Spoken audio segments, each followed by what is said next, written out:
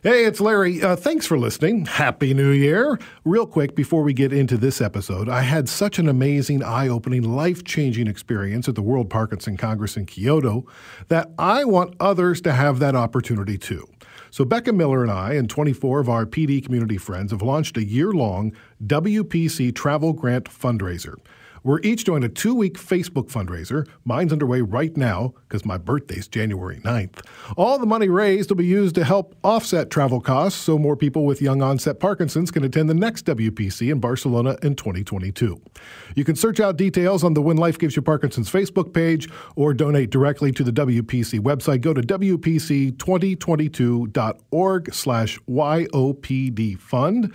If you or your business would like to supply matching funds, hey, good on ya. Email me at parkinsonspod@curiouscast.ca.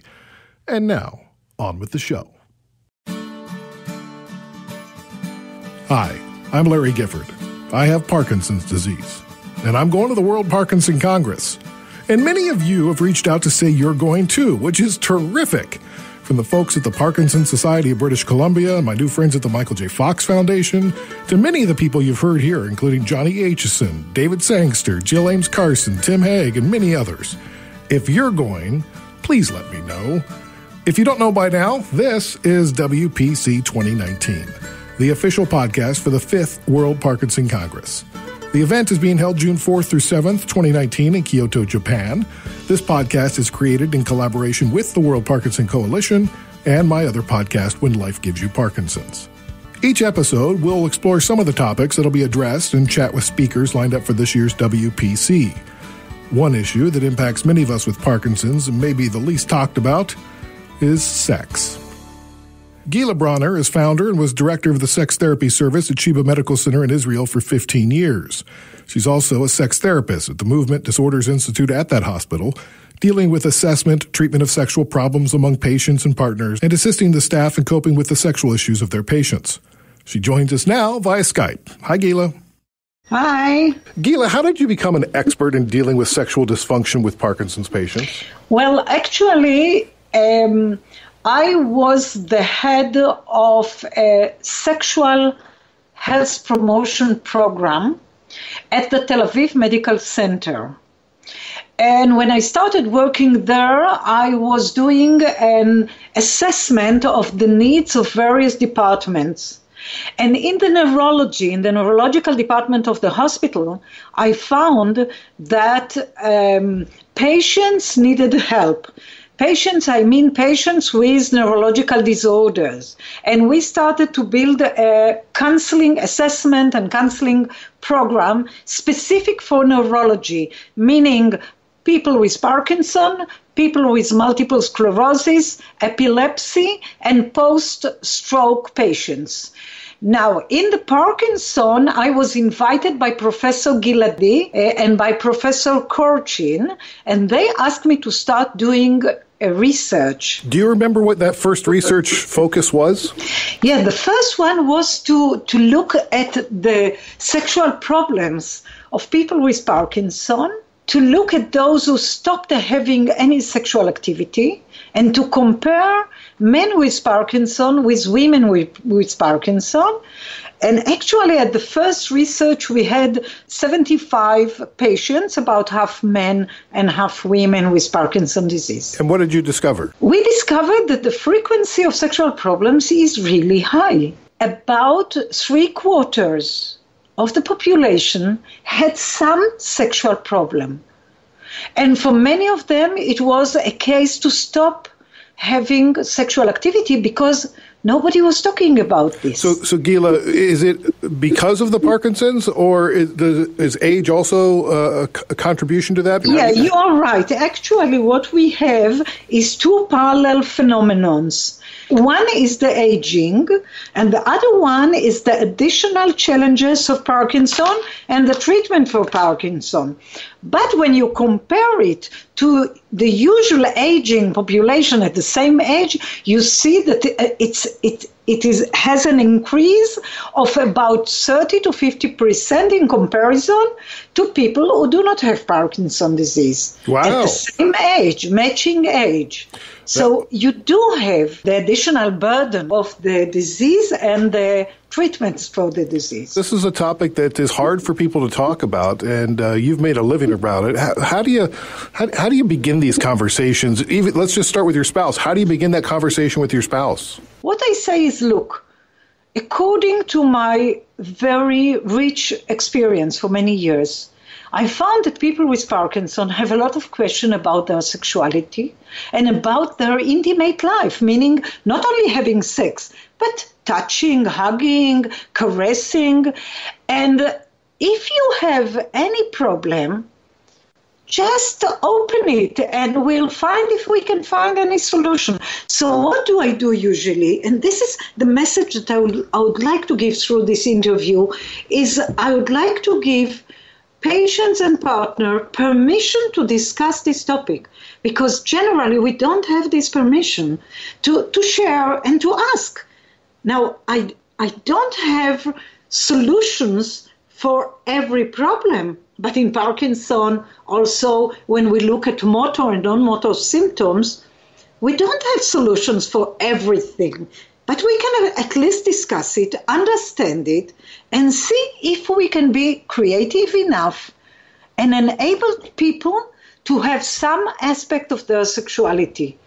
When I talk about sexuality, is much more than just the erotic experience of having intercourse, getting aroused, having an erection, lubrication, orgasm. It's much more than that.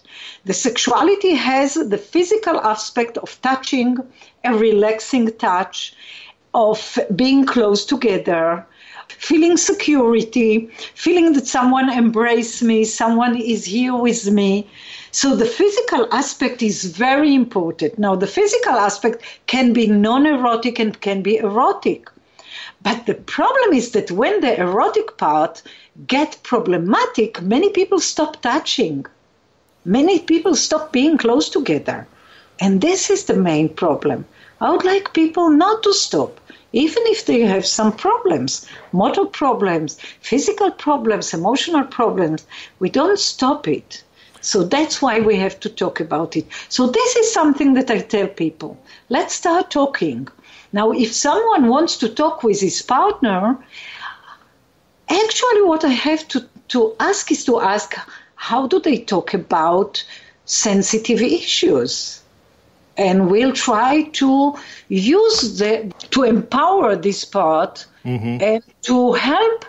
Let's say that I sit in front of a person with Parkinson, I'll try to help him and give some sentences, loving sentences, caring sentences, so that the partner wouldn't think that the only idea that this person has is how to have another intercourse, how to have another orgasm, how to have another penetration, another erection, but that he's talking about something which is really important in our life, and this is sexuality in its broadened, holistic way of looking, the non-erotic and the erotic part.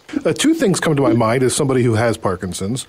Number one, it's a very lonely disease, and I think the longer you have it, the more lonely you feel, even though you may have a great support system. It's very isolating.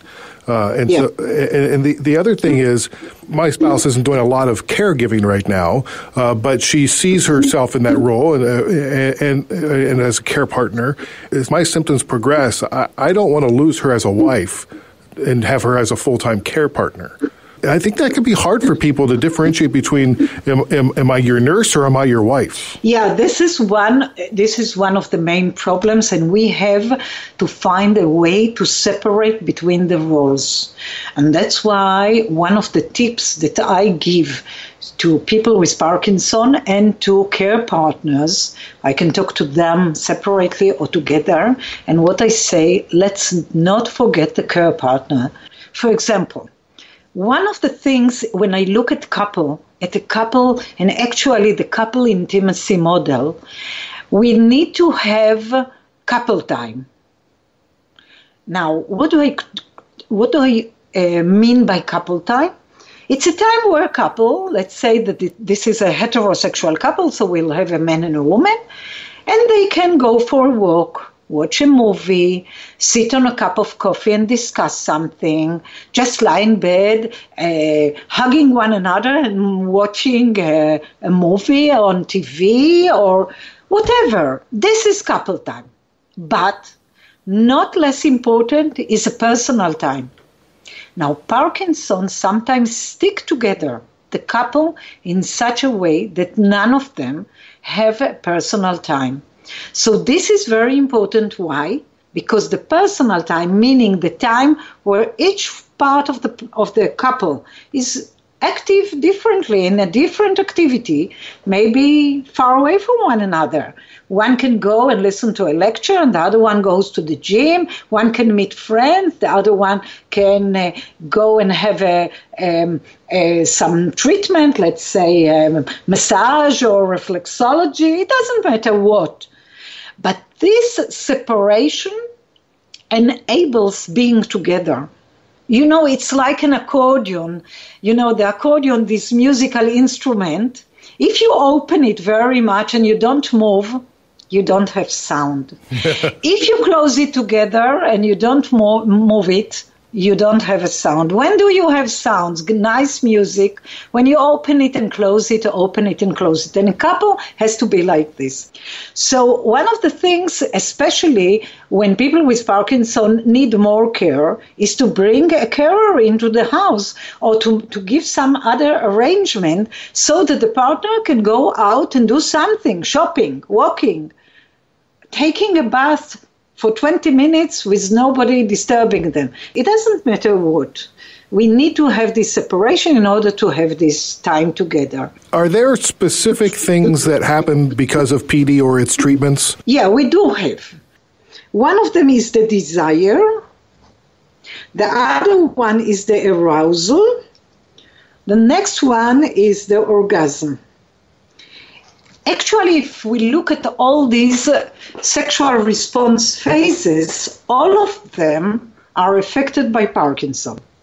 For example, desire, we have increased desire and decreased desire. For example, if a patient with Parkinson is very anxious, nervous, depressed about the situation, if the partner is overwhelmed with burden, or really looks with a lot of fear to the future, anxiety, depression, fear, negative thoughts, decrease desire.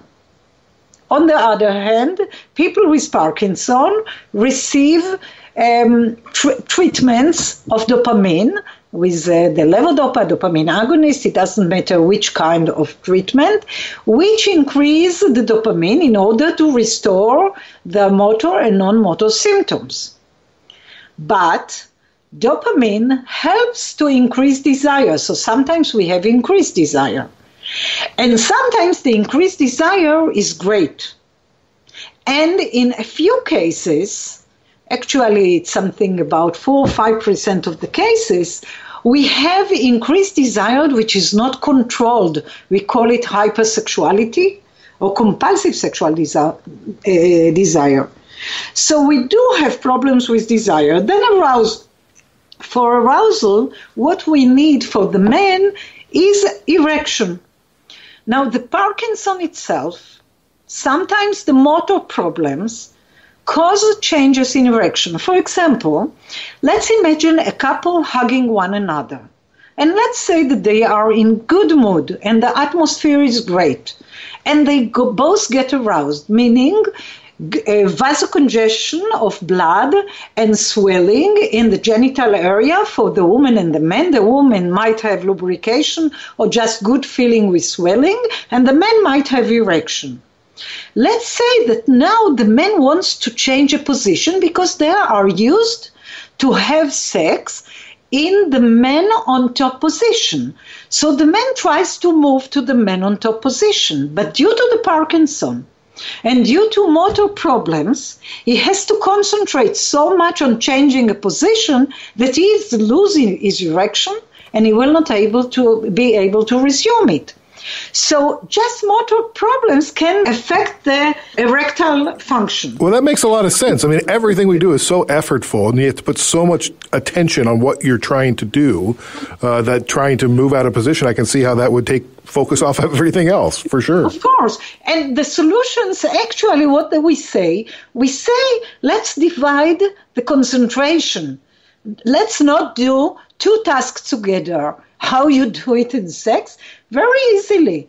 One option is planning the position in advance in a way that we don't have to move much. The other option says, why do we have to have intercourse when we can have outer course? Outer course, we are caressing the genital area of one another, and for our brain and for our soul, it is very pleasuring. Our body doesn't mind what kind of pleasuring activity we give the body. Only, we have this part of criticizing brain part that this criticism say this is not sex, but it's not true. Outer course and intercourse are very common ways of having sex. So we can hug one another and touch one another without doing too much motor movement. Now, let's say that touching your partner while you try to concentrate on your arousal is too much. So let's divide also this. And why don't we do this on turns? Let's say that the man assembles all his concentration and focus on her pleasure, and then the woman assembles all her concentration on his pleasure. Why not do it? We do it when we do so many other activities in other rooms of the house. Only bedroom has to act according to other rules. It's very silly. So these are the things that we have to talk about, because this is what people do. Only we don't talk about it, so we don't know that this is so common. So what I'm saying, that the Parkinson itself affects the desire, it affects the arousal, being aroused, being able, and also it affects the orgasm. Why? Because sometimes for orgasm we need to be concentrated, and concentration problems we have sometimes in Parkinson. Sometimes it's not the concentration, but it's the depression, or actually the antidepressant medication, which helps us to feel better. But since they relax our mind, they relax our soul, they also relax the process of sexual activity. So it takes more time, more effort to orgasm, and sometimes the difficulty is so big that we can't orgasm. So at least we have to know, and then we can think of solution, or say, okay, now we have different pleasure, and the pleasure will be without orgasm. It's like going to a party or going to a restaurant and just eating one portion without ending with a good cake or ice cream. We don't need always to have every portion. It's just a change, because what I'm trying to do when I look as a sexologist, I want people to have pleasure. So with it being so prevalent, affecting 3/4 of the people that you've studied with Parkinson's, why isn't my neurologist talking to me about this at all? Well, neurologists, as well as nurses, as well as other health professionals, are not taught about it. Even today, when sex is spoken so much around on the internet, on TV shows, in films, they don't teach them. Now, what do they don't teach them? First, the association between various aspects of a disease and sexuality. For example, in Parkinson, we have a lot of non-motor symptoms, we have motor symptoms, and we have medications, and we have other treatments. Nobody talks about it. Then you have to teach the neurologist how to open a discussion with your patient in a way that you feel good as a neurologist, and that the patient or the partner feel good. Nobody gives them instruction, and if they do, physicians have a lot of training in hospitals, and they have seniors who teach them all the time, and they analyze cases in order to learn more. But nobody asks, did you ask the person about his sexual life? How did you ask? What was the answer? What would you answer later? What can you check? Can you refer this patient maybe to a urologist, maybe to a gynecologist, maybe to a couple therapist, maybe to a sex therapist? Nobody talks about it. At the World Parkinson Congress, you are going to address who people should talk to about their sexual issues and how.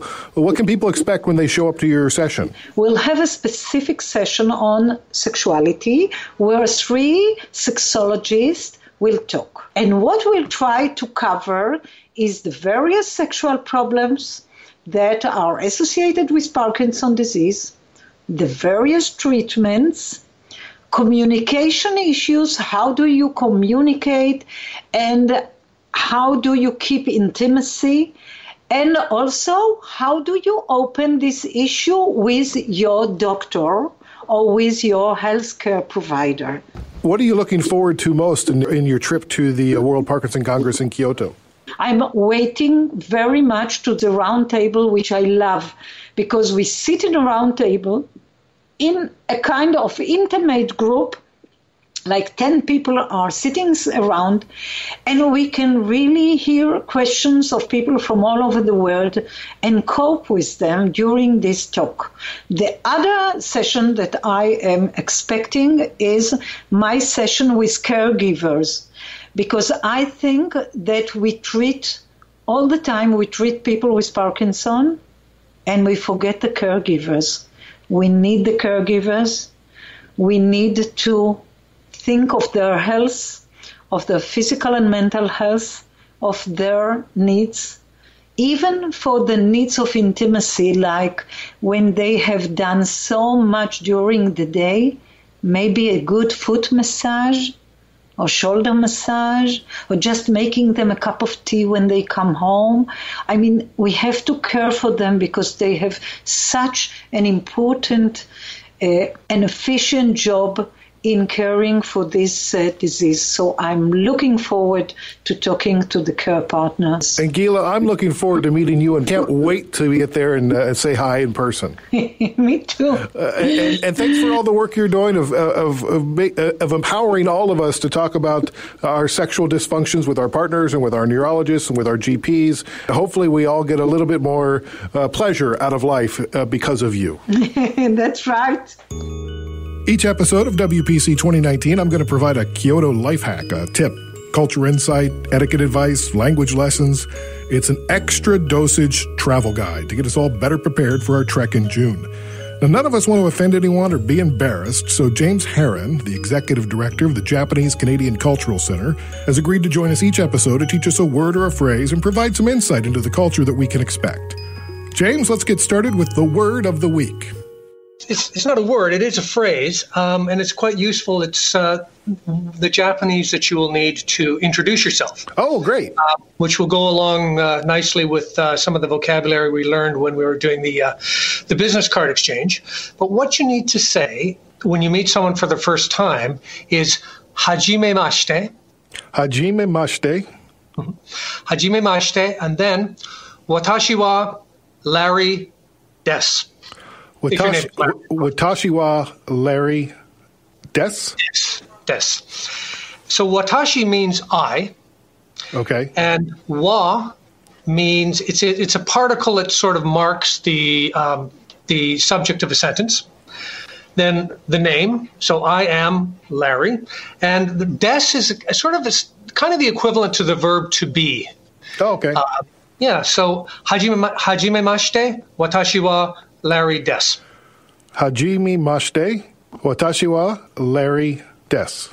Yeah. All right, I'll have to work on that. Now, what I wanted to talk about today sort of ties to money. Oh, okay. Yeah, we're going to be using a lot of it, I'm sure. Yes. And of course, everyone knows that the currency in Japan is the yen. And 1 yen is very approximately a penny. Okay. And coins come in 1, 5, 10, 50, 100, and 500 yen coins. Mm-hmm. And there are notes of 1,000. There's a very rare 2,000 yen note, which you probably won't see. And then 5,000 and 10,000. Okay. Is it a mostly cash-based society, or is it paperless? It is really a cash society. It is changing, but because Japan's quite a safe country, people will carry large amounts of cash with them. And, speaking as someone who has lost a wallet in Tokyo, usually if you leave your wallet in the middle of the road, it'll be returned to you with all the cash intact. Oh, okay. So it's not a promise, but it tends to be the experience that most people have. Well, we're going to hold you accountable for that. Okay, thanks. But I say it's largely a cash economy, but and the best ways to get cash in Japan is actually a lot of Japanese large banks don't take Canadian debit cards. But a lot of the 7-Eleven convenience stores have a cash machine called the 7 Bank. And there are about 12,000 of them in Japan. And you can get cash from your Canadian accounts through that. That's what I always do. I heard that this weekend. I was talking to a guy that just spent about a month in Japan. He goes, yeah, just go to the 7-Eleven. You can get cash, and they've got great lunch there, too, that's really cheap. Convenience stores in Japan really put the convenience in convenience stores, and you can do anything there. You can send packages, you can pay bills, and again, you can get cash and using 23 different languages on the machine. It wasn't always the experience, but a lot more Japanese places now, department stores, etc., will take foreign credit cards. So that's not a problem. But again, there'll still be times where you'll need cash, so it's definitely worth having some in your pocket. Also in Japan, people are using these prepaid credit cards now. A couple of famous ones are Suica cards or Passmo cards. You can usually buy them at train stations, and essentially, you charge them with 5,000 or 10,000 yen, whatever you decide, and you can use them on trains, which is very convenient because you just simply you insert your card on the way into the station and then on the way out, and it calculates the cost of your trip rather than you having to buy a ticket for that exact amount. You can also use them at convenience stores or coffee shops for paying for just about anything, and you can use them in taxis as well. Okay, well, that's a great tip. Yes, and speaking of taxis, one thing to remember when you get in a Japanese taxi is don't open the door. The doors will be opened automatically, mechanically by the driver. And so when you're getting in and getting out, wait for the driver to open the door for you. Okay. One other thing around taxis, and actually it goes across the board in Japan, is that there's no tipping. No tipping in Japan. Across the board, yeah. If you do try to tip someone, they'll usually look at you in a kind of an embarrassed way, but they will definitely refuse to tip. They take great pride in what they do, and they don't need to be paid extra to do the job. Thanks, James. We'll be sure to post these words, pronunciations, and cultural insights on the show notes. One last note. It is April, which is Parkinson's Awareness Month. I just want to thank you for doing everything that you are doing to raise awareness of this disease. Every little bit counts, and you're doing a lot. Thank you. From Curious Cast and the World Parkinson Coalition, this is WPC 2019. Special thanks to Gila Bronner and James Herron, who joined us today. Visit WPC2019.org to learn about the upcoming 5th World Parkinson Congress, a global Parkinson's event that opens its doors to all members of the Parkinson's community, including folks like me living with the disease. Follow WPC on Twitter at WorldPD Congress. If you'd like to help spread the word about this podcast, be sure to rate, review, and subscribe for free. Search for WPC 2019 and When Life Gives You Parkinson's. We're available on Apple Podcasts, Spotify, Google Podcasts, and everywhere you get your streaming audio. You can also listen at curiouscast.ca and WPC2019.org. Connect with me on Facebook, Instagram, and Twitter by looking up at Parkinson's Pod or email parkinsonspod@curiouscast.ca.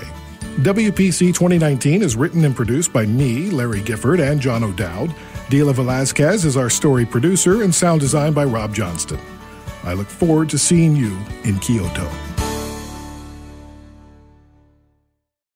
Canada may be known for its landscapes and friendly people, but beneath the surface lies a darker side of crime, history, and the paranormal. Since 2017, the award-winning Dark Poutine podcast has explored the shadowy corners of the Great White North and beyond, delivering chilling tales from a uniquely Canadian perspective. Hosted by Mike Brown and Matthew Stockton with over 300 episodes and fresh releases every Monday, Dark Poutine is your weekly ticket to the creepier side of Canada. Listen to Dark Poutine on Apple, Spotify, Amazon Music, or wherever you get your podcasts.